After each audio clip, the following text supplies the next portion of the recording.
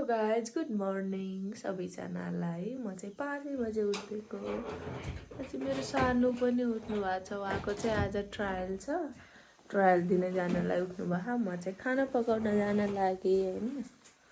मसला पिनेर रेडी। बल्ल राम्रो आयो त, लाइट नबालेर रहेछ है। बल्ल राम्रो आयो। एक कपडा खोजिरहनु भयो आँखा मिच्दै। म चाहिँ खाना पकाउन जान लाग्छु। आज चाहिँ मैले खाना पकाउँदा के पकाउँछु हजुरहरूलाई देखाउँछु है। हाम्रो चाहिँ हामी बस्ने घर र भान्सा गर्ने घर चाहिँ अलि टाढा टाढा छ। बिहान चाहिँ यस्तो अँध्यारो छ। म चाहिँ जाँदैछु घर।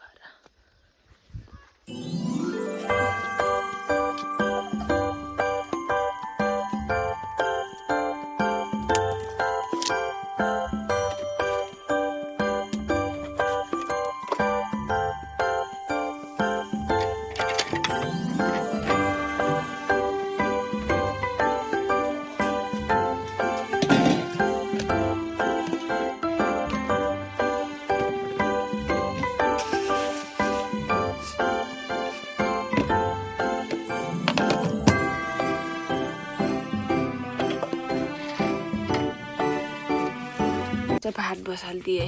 भात चाहिँ पाक्नलाई छोडिदिएँ। यत्रो ठुलो भाँडाबाट पाक्छ हाम्रो भात। अनि दाल पनि पाकिसक्यो है। सबभन्दा पहिला मैले दालै उबालेको। अनि चाहिँ मैले चाहिँ तरकारी काट्दैछु कि तरकारीमा चाहिँ आलु र करेला थियो।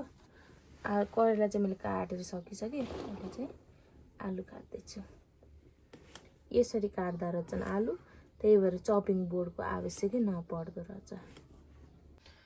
यत्रो भात तरकारी पकाउनु पर्दा त एक्लै बस्दा पनि राम्रो जस्तो लाग्छ मलाई त हैन। जोइन्ट फ्यामिलीमा कति गाह्रो हुन्छ खाना पकाउन। गर्मीमा त झन् कति गाह्रो हुन्छ। यत्रो भात पकाउनु पर्यो, यत्रो दाल पकाउनु पर्यो, यत्रो तरकारी पकाउनु पर्यो। योभन्दा त सिंगल फ्यामिली नै राम्रो।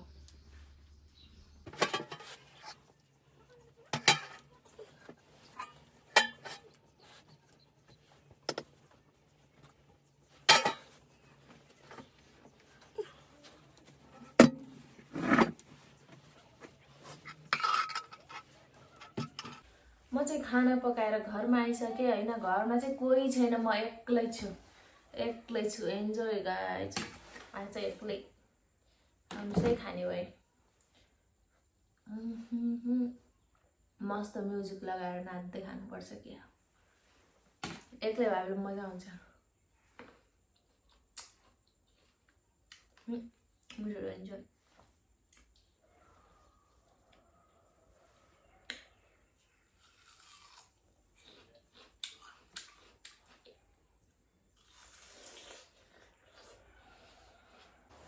आज त खाना पनि एक्लै खान लाग्छु। भात तरकारी अनि दाल। हुनुहुन्न, आज त एक्लै खान लाग्छु। So guys, today we are going to market. Now we are going to market. Go. हामी चाहिँ आज बजार जान लाग्यौँ है। आज मङ्गलबारको बजार रेडी भएर यस्तो घाम छ, हेर्नै नसकिने घाम छ कि। बहुत घाम छ, मार्छ। हामी चाहिँ 3 जना। आज चाहिँ बाबु हुनुहुन्न। बाबुको सत्तामा चाहिँ हुनुहुन्छ बिग ब्रदर र्याम्बो।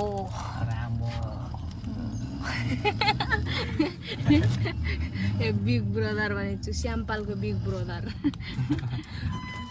रामपाल र्याम्बो। हामी 3 जना बजार जान लाग्छौँ।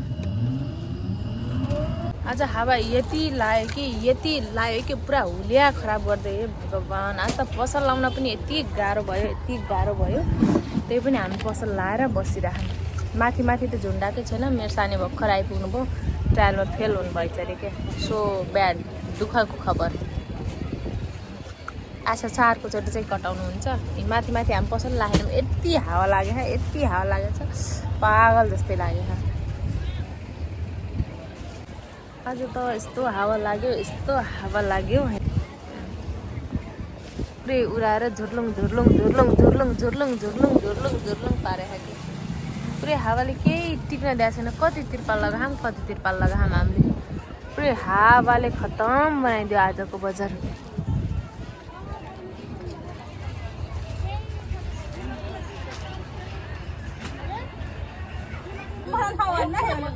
भन्नु न भन्नु चिम्टा चिम्टा उहाँले के किन्न भन्नु रे उहाँले के किन्न भनिरहनु भएको तपाईँले चिम्टा हिजो मैले चिम्टा थारू भाषामा के भन्छन् भनेको थिएँ अनि उहाँ आएर चिम्टा किनिदिनु भन्नुहुन्छ कि चिम्टा अरे के चिम्टा त पन्डेलले केले कोटाउनु भएको थियो त्यो भएर चिम्टा चाहिँ किनिदिनु अरे गाल्ने अरे के चिलोबाट चपिङ बोर्डले चपस्टिक भनिरहेको कति लाज लाग्यो मलाई म त चपस्टिक भन्नु के नुडल खाने हो क्या भनिरहेको पछि त चपस्टिक मेरो फ्यानहरू आउनु भएको भनिदिन्छु कि मेरो बिग फ्यान आउनु भएको कि आज उहाँ जस्तो बिग हेर्नुहोस् ज्ञान पनि बिग अनि फ्यान पनि बिग गाइज हाम्रो चाहिँ अब प्याकिङ हुन लागिसक्यो है सामान अब चाहिँ हामी घर जाने बेला भइसक्यो हेर्नु न यस्तो लथालिङ्गै छ पसल यस्तो लथालिङ्गै थियो होइन आज चाहिँ झन् हावाले त्यही माथि यस्तो दिमाग खराब गरिरहेको थियो होइन बप्पै कति धुलै धुलो पुरै धुलै धुलो छ नजराएर यत्तिकै उठाइदिनु भएको क्या हो राम्बो नजराएर यत्तिकै उठाइदिनु भएको त्यहाँले फेरि सामान उठाउन अर्को एकजना मान्छे आइसक्नु भएको छ भने यहाँ पनि सामान प्याकिङ हुँदैछ गाइज हेर्नुहोस् हाम्रो गुरु फ्यान्सी स्टोर अफर आइरहेछ नयाँ वर्षको लागि म चाहिँ बजारबाट घर आइसकेँ हामी चाहिँ बजारबाट घर आइसक्यौँ फ्रेस भएर बसिरहेको छु के हो त्यो What it is? के हो यो कहिले मेरो लागि ल्याइदिनु भयो थ्याङ्क यू सो मच आफूले खाइसी मेरो लागि ल्याइदिएको कि आफूले कति बेला खानु भयो यो मार्केटबाटै वहीँ कहाँदेखि ल्याउनु भयो यो उहाँले बुटवल जानुभएको थियो चौडादेखि ल्याउनु भयो कहाँदेखि ल्याउनु भयो अनि आफूले चाहिँ दिउँसै खाइसके है अनि मेरो लागि पनि ल्याइदिनु भएको कि थ्याङ्क यू सो मच मेरो लागि ल्याइदिएकोमा धेरै धेरै धन्यवाद छ यो अलिक धेरै चिसो भएछ कि फ्रिजमा रन्काएर 0मा राखिदिनु भयो होला कि अनि चिसो छ अनि आजको दिन चाहिँ एकदमै नराम्रो भयो कि हावाहुरी चलेर यस्तो हावा चल्यो है यस्तो दिमाग खराब गराइदियो अनि आजको बजार चाहिँ बजार ठिकै भए पनि एकदम दिन चाहिँ एकदम लास्टै नराम्रो भयो होइन हावा चलेर अनि आशा छ हजुरहरूको दिन पनि राम्रै बित्यो होला होइन अब चाहिँ हामी फ्रेस भएर खाना खाएर सुत्छौँ होइन सबैजना आजलाई मेरो भिडियो यति नै र मेरो भिडियो जस्तो लाग्छ त्यस्तै प्रतिक्रिया दिनु होला होइन मैले भिडियो बनाउन मलाई खासै आउँदैन होइन एडिटिङ गर्न पनि मलाई खासै आउँदैन त्यही भएर हजुरहरूले मेरो भिडियोमा कस्तो लाग्छ त्यस्तै प्रतिक्रिया चाहिँ दिन नभुल्नु होला होइन आजको लागि चाहिँ यति नै अर्को भ्लगमा फेरि पनि भेटौँला ओके बाई गुड नाइट